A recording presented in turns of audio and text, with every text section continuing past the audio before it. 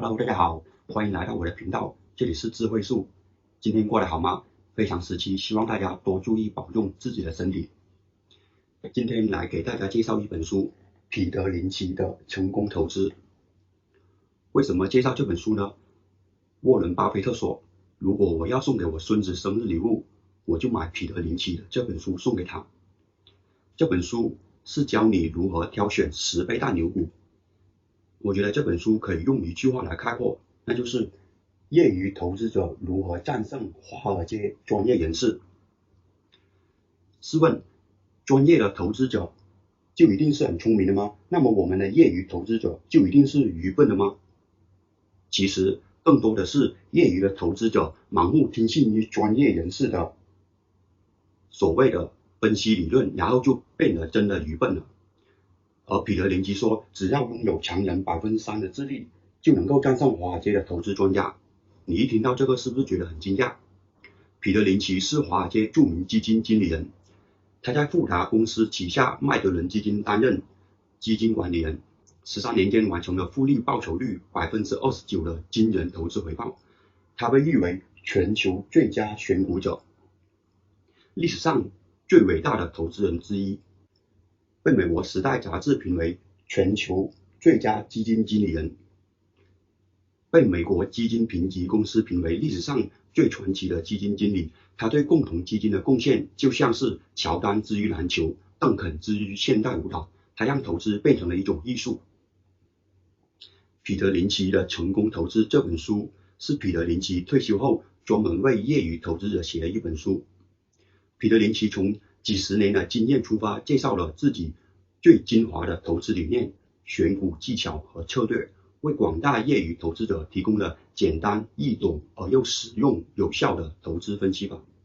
这些方法是作者多年的经验总结，具有实战性，帮助业余投资者在股市里发现机会，买进大牛股并从中获利，甚至取得超越华尔街专业投资家的收益率。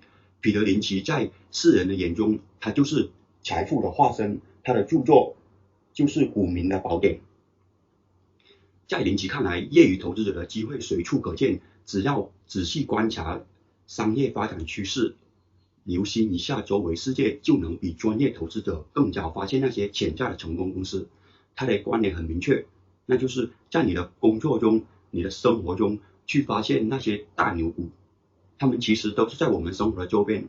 如果你对医生进行一个调查，他们当中可能只有很少一部分人购买了医药股，而大多数人购买的是科技股、石油股等等。如果你对制造业的老板，比如说家电行业的老板做调查，你可能会发现他们里面大多数人购买的是航空股或者是医药股，而不是他们所了解的家电行业的公司。那为什么大多数人的想法都是远方的月亮更圆，别人家的孩子更漂亮，别人家的孩子更听话更聪明呢？很多人觉得投资是一种很复杂的事情，总觉得远方的东西很美，所以我要买那种我不了解的，但是我认为完美的，只有天堂才会出现，而不是在我们人间存在。现实当中的人们因为离得远的时候，远观我们会看到它好的一方面，而离我们越来越近的时候，会发现很多它不好的一方面，然后就觉得这可能跟投资有关系，所以他就会选择远方的不了解的好的一方面。其实只是他不了解别人差的一面。现实当中呢，其实我们最了解的还是我们身边熟悉的我们工作本身的这些领域，行业里面其实就有足够多的大牛股了。比如说出门你就有可能碰到10倍大牛股，海底捞、阿里、腾讯、百度，是吧？很多专业的投资人，由于他们是站在金融的角度去看待这个行业，所以他们并没有深入到某一个行业当中去。而由于我们这些业余投资者对别的行业根本不了解，只看到好的一方面，不去了解它的差的一方面，所以呢，从我们的日常生活中出发，从我们的工作中出发，反而能发现非常多的细节在这个行业里的优点。比如说在零售或者批发的整个商业这个链条上，无论你从事的是制造业、分销、或者是销售等等这些领域的工作，那么你对产业链是有所了解的。又比如说你是石油行业的员工、地质学者、勘探员，你对整个的产业链什么时候市场需求最大，什么时候油价会上涨下降，这些其实了解的要比外人多得多。你不一定是大导演，可能你是灯光师，可能你是化妆师，你都会更知道什么电影会大卖，什么样的公司会拍出好的电影，比普通的外来人提前知道的多得多，对吧？所以说在你的实际生活和工作中，你就可以发现大牛股的机会要比那些专业投资人要好得多。彼得林奇说，开始投资前，投资者都应该先问自己以下5个问题：第一，你有一套房吗？第二，我未来真的需要钱吗？第三，我具备股票投资成功所必须的个人素质吗？第四，什么因素是一家公司具有投资价值？第五，股票投资成功所需要的个人因素是什么？而彼得林奇这本书是由3个部分构成的。第一部分分别介绍了投资前的准备工作，主要讲述个人投资者如何评价自己作为选股者的能力，怎样估计竞争对手的情况，如何比较股票与债券的风险大小，如何去估计自己资金需求，以及如何形成一个普遍适用的成功选股策略。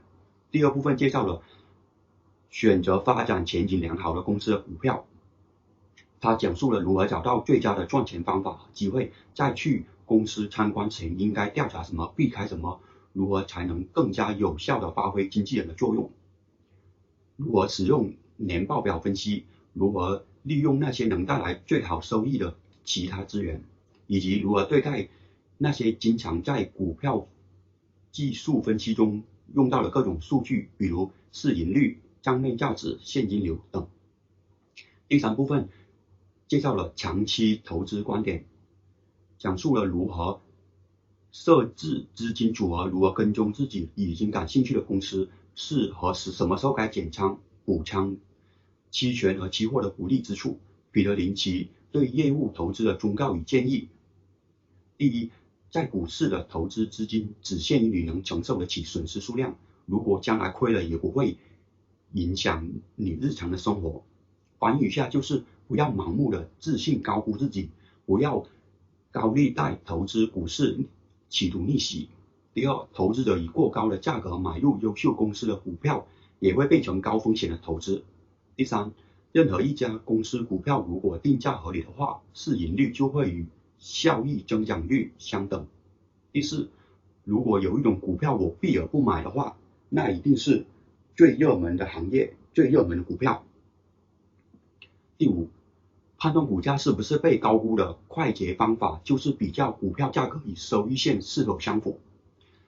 一家公司有5种基本方法增加收益：削减成本、提高价格、开拓新的市场、在原有的市场上销售出更多的产品、重整、关闭或剥离亏损的业务。彼得林奇用2个13、2个6讲述了自己的投资策略理念、选股原则技巧，从而战胜华尔街投资专家。13条重要财务分析指标：1. 某产品在销售额中所占的比例、市盈率。3. 现金头寸。4. 是负债因素。5. 是股息。6. 是派发股息与否。7. 是账面价值。8. 是隐蔽价值。9. 是现金流。10. 是存货。11. 是养老金计划。12. 是增长率。13. 是税后利润。第2个13是13条选股原则。1. 选择那些名字听起来枯燥乏味甚至可笑的股票。第2，选择那些公司业务本身枯燥乏味的股票。第3，选择公司业务令人厌恶的股票。第4，当一间子公司从母公司里分拆出来单独上市时，一般蕴含着投资机会。5，挑选那些机构不持股、分析师不跟踪的股票。第6，公司被谣言包围，据传与毒垃圾黑手党等公司的股票。第七，公司所在市场被外界认为增长乏力、没有前途的股票。第八，站在产业竞争态势看待问题。第九，公司拥有良好的意外资产。第十，公司是新科技产品的用户。第11，买那些公司内部人士在买的股票。第12，如果一家公司在回购自己的股票，那么意味着这家公司的股票会上涨。第13，想想那些产品是大家不断购买的。彼得林奇把这些公司分为了6类，6种类型公司股票。第一种是缓慢增长型，顾名思义，公司的体量规模都已经比较大，比如电力行业、公共事业行业，像水电、燃气这样的提供的公共事业，比如钢铁、化工等等，这些行业它也曾经有过高速成长期，但是那个阶段已经过去了，它现在属于是发展非常缓慢，但是它是各行业龙头，这样的公司有个重点特点，就是每年可以获得很高额的收益，它把大量的现金都用作支付股息。这类公司的年平均增长率是2%到4%。第二种是稳定增长型，代表公司就有可口可乐、宝洁公司、高露洁、中南公司。公司盈利年平均增长率为20%到25%。第三种是快速增长型，代表公司就有国际万豪酒店公司。这类公司特点是规模比较小，刚成立不久，增长性强，公司盈利年平均达到20%到25%。这类公司不一定在新科技、生物科技的行业里，有些传统行业里的商业模式的创新或者产品的创新而产生一些快速增长型的公司，也是属于这个类型。而彼得林奇他个人也比较喜欢传统行业里头寻找新兴高速成长型的公司。第4，周期增长型。定义：收入和盈利并非完全可准确预测，却相当有规律不断的上涨或者是下跌的公司。这种公司一直处在一个业务的扩张阶段，然后到了业务的收缩阶段，然后再扩张再收缩，收缩扩张循环往复。比如说矿业公司，当社会经济比较好的时候，它的业务就属于可扩张周期，当业务不好的时候呢，它就属于急剧的收缩，周而复始，就会形成一个上下震荡的周期，总体上还是增长的。这类公司的类型有汽车公司、航空公司、钢铁公司，还有化工工业公司、国防工业公司。第5种叫做困境反转型。这类公司由于出现某种行业性或者是社会某种特殊状况造成的，公司业绩大幅下滑、亏损，但它只是一个阶段性的、暂时性的，随着时间的过去，市场的好转，慢慢的这类公司的业绩就会上涨。最典型的，我相信大家都会想到的是08年的3聚氰胺事件，当时整个牛奶行业都属于巨大的困境中，大家都不喝牛奶了，当时的牛奶行业都是亏损很严重的，但是随着这件事情的过去，大家慢慢又喝回牛奶了，困境过去了，业绩也就开始好转，这就是典型的困境反转型。此外还有1，出资挽救我们，否则后果自负。克莱斯勒公司，谁会想到肯爱迪生公司？问题没有我们想的那么严重。三里岛核电厂破产，公司中含有经营良好的公司，玩具反斗城公司，行业重整使股东价值最大化。佩恩中央铁路公司，特点是公司股价遭受打击后，经常会迅速的实现增长。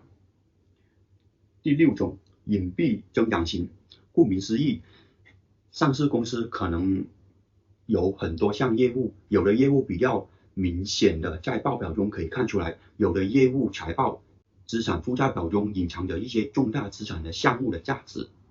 比如说，有的公司很多年前买了一些楼，但是由于买了年份比较早，在财务报表里面这些楼的价格是10几20年前的价格做记录的，而其实经过了这么多年的发展，这些楼市的价格已经翻了好几番，但是资产负债表中并没有体现出来，这就是典型的隐蔽资产型。这类公司的特点是现金流比较充裕，代表公司有 Pebble Beach 公司，可能领域有金属、石油、专业药品。以上就是彼得林奇把公司分为6种类型。最后一个6是6大不买股票。第一，避开热门行业的热门股票。第二，小心那些被吹捧成下一个公司的股票，避开多元恶化的公司的股票，当心小心耳语的股票，小心名字花里胡哨的公司股票，小心过于依赖大客户的供应商公司的股票。彼得林奇认为，在盈利水平上，机构可能会比个人有优势，但在寻找潜在大牛股上，个人其实比机构更有优势。他认为，专业投资者在投资上是有邂逅性的，而机构投资者在投资时受到严格的限制。彼得林奇的选股秘诀，首先是投资界有一条铁的定律，那就是不要投资你不了解的。第二，去了解热销产品对公司整体利润影响究竟有多大。第三，在彼得林奇看来，投资小公司的股票往往会比投资大公司的股票获利要大。所谓船小好掉头，就是这个道理。第四，总结一下彼得林奇这本书，总而言之就是买低卖高4个字。这12条就是教你识别出低的股票。最后再讲一个实战的方法，那就是关注个股以及股票指数的市盈率。市盈率是市值除以净利润的比值，比例越低，个股指数的股价就被严重低估，你投资这类公司的股票获利性就越大。好了，彼得林奇成功投资这本书就为大家介绍到这里，谢谢大家观看，拜拜。